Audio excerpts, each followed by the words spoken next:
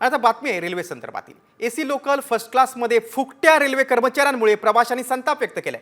Railway pass ticket न काढताच railway कर्मचारी AC आणि फर्स्ट क्लासमधून प्रवास करत असल्याचा आरोप प्रवाशांनी केला।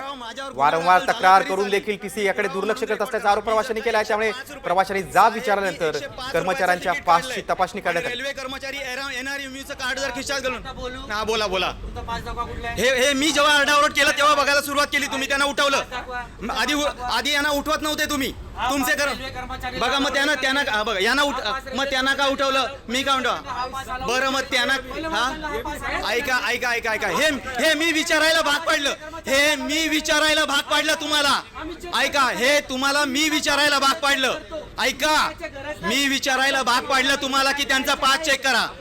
मला सांगा त्यांच्या खिशामध्ये एनआरएमयूचं कार्ड आहे, त्यांच्यावर काय पावती पाडली तुम्ही सांगा। काय चेक केलंय तुम्ही, काय चेक केलंय?